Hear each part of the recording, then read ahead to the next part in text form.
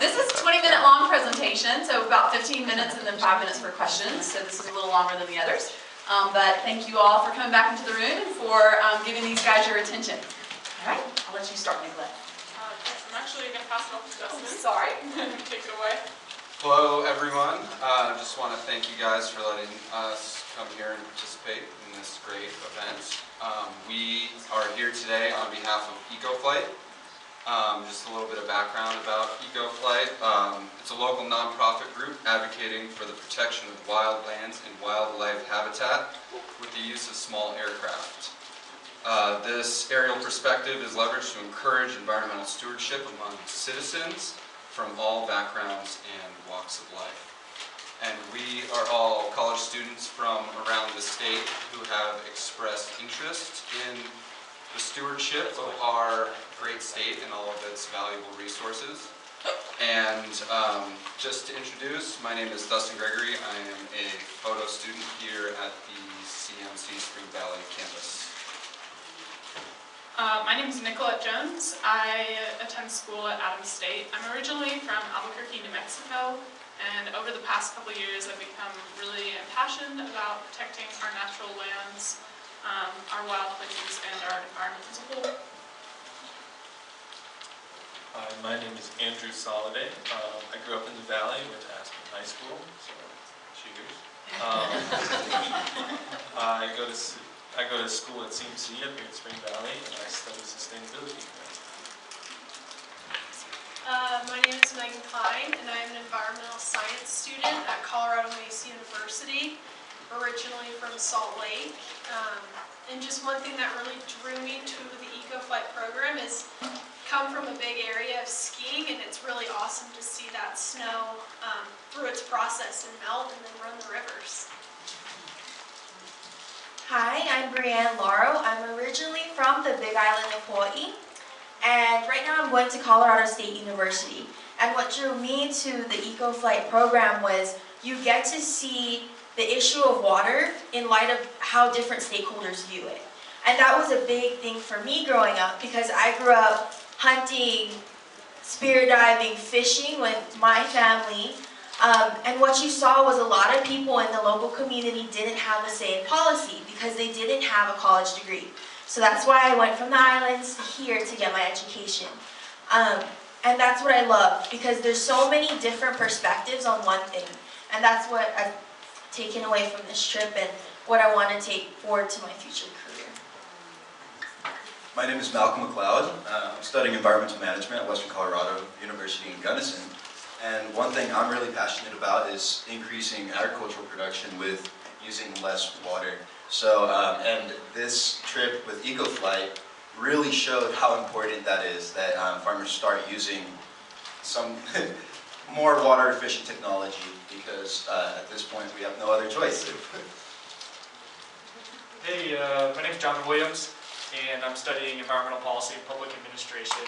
And this EcoFlight program was huge for me as prior to this program and my graduate studies, I was a river guide, an outdoor educator.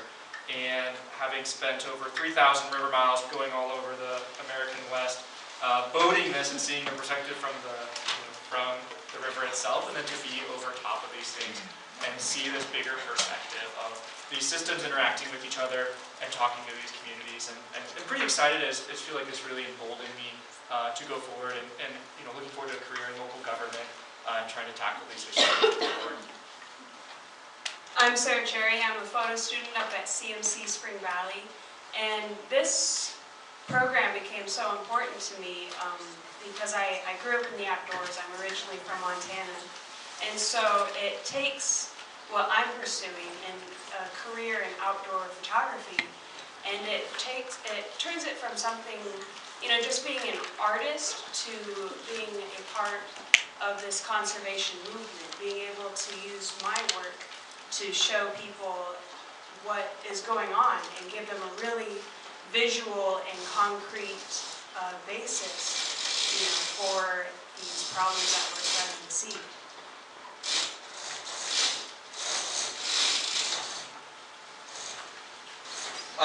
So over the past couple days, it's been a busy couple days. We have had the opportunity to fly all over the upper Colorado River Basin, from the Yampa headwaters and Steamboat to the agricultural centers down in the San Luis Valley and right back here to the Roaring Fork Valley. And we've learned a lot about specific issues surrounding these localized watersheds and conservation management efforts. And while each is incredibly unique and important, we've found a common thread that connects them all. Change is here, and more change is coming.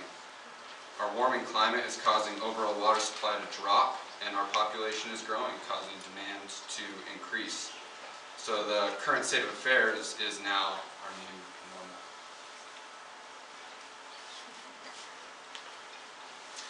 So, a little bit of what I'm going to be talking about is turning my passion into a purpose. And one way I did that is this past summer I worked for the Department of Agriculture for their conservation division, and I specialized in the biocontrol for the tamarisk beetle. So the tamarisk beetle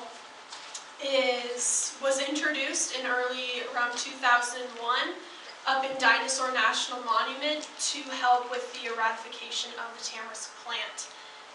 The tamarisk plant is very invasive, very hardy, and it's taking over riparian areas throughout the West. Excuse me. And so through this summer, I got to raft Dinosaur National Monument, the gates of Lauro through the green, and then the Yampa, and got to monitor where this beetle was initially released. And then progressing forward to now, I got to fly over these areas and see from an aerial perspective of where I was rafting, where I was monitoring, and a really awesome experience to get out into the fields and do something that I love to do as a recreation and turn that into a job and into work. And that's something that is very achievable for everybody looking to do something that they want to do.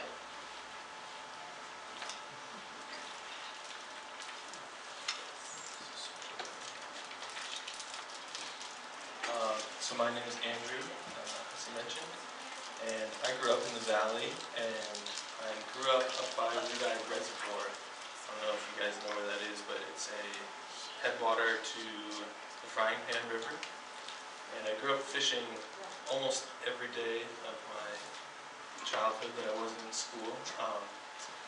And I also have come to art as a form of expression for those ideas and how I feel about the natural world. And that allows me to spread the message of a love for the outdoors, but also conservation and preservation of our natural resources. And I think that artwork, I'm not a scientist, but I think there's room for creative people to be part of the discussion about climate change, water issues, public lands, and resource management. So lately I've been donating prints to conservation groups and auctioning them to raise money.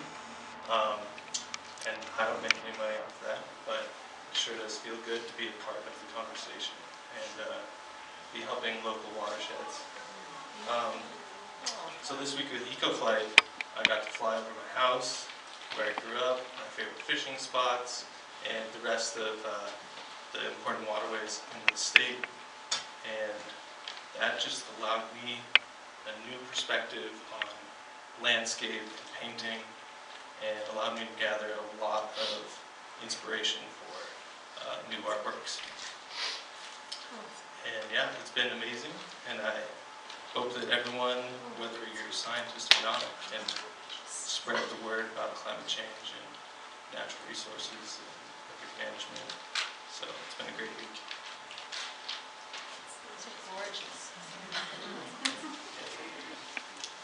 Hello everybody. So I want you all to imagine a landscape, right, where when the rain comes down, it flows down the mountain, through the forest, and disperses all over the land. Now imagine that same landscape with a bunch of channels running through it. Channels made through old wagon trails, cow trails. And now when the water flows, it all gets concentrated in these channels and starts going really fast, causing erosion, and the water is no longer dispersed across the landscape.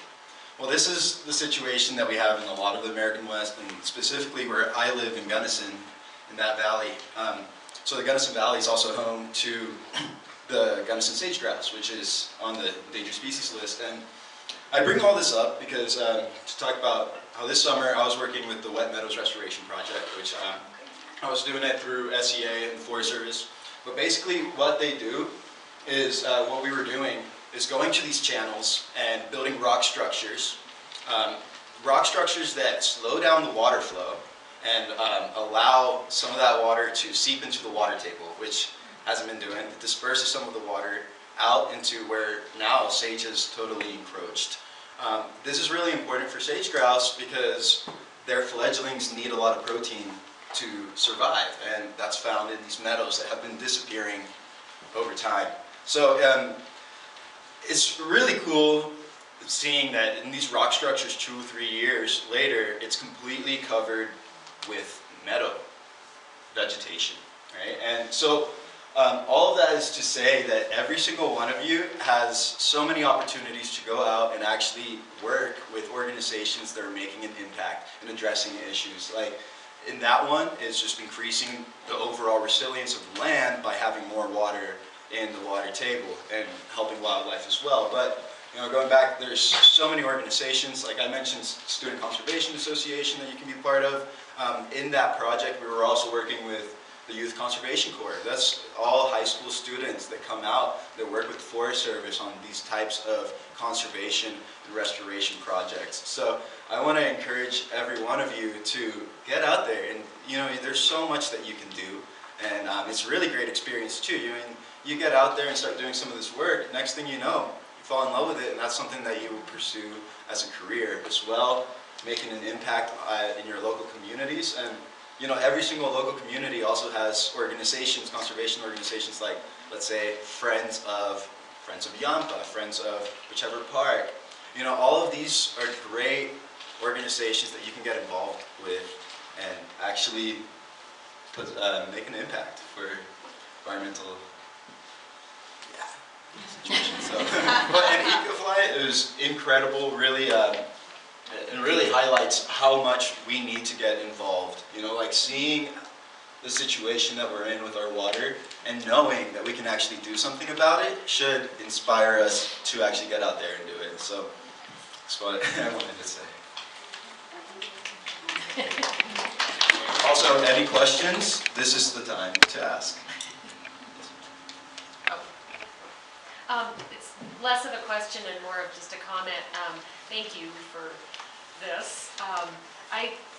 It's really exciting for me to see all of the different backgrounds that you have, because I truly believe that the solutions to the issues that we have are going to be coming from every possible direction, because everybody has a door in them and not everything opens that door. So it might be art, or it might be public policy, or photography, or and so I just think that I just am really encouraged to see this, and I encourage everybody else in the room who's not yet in college and haven't decided on the direction you want to go, to recognize that you can make a difference in these fields, or in this issue, no matter what field you go into. So it's not like you have to go and study environmental science, because that's the only path that's going to lead you into this.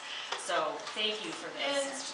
And a lot of talks that we had, it was about the collaboration of these communities to make a difference. It wasn't one organization doing all the work. It was multiple organizations, community members, people that are passionate, even though they don't have a science background, or they don't have a ton of they don't know all the ins and outs of what's going on, but they know that they want to make a difference. And so that it was... Absolutely. Yeah, thank you. Again, a bit more of a comment first and then a question, but it's so depressing when you just listen to the news about climate change, and I've gotten that message. I don't know all the facts behind it, but you're exactly the reason I dragged my middle schooler out of school, because he loves school. But, but also why I'm here, is because I need to be optimistic, I need to see that other people are out there.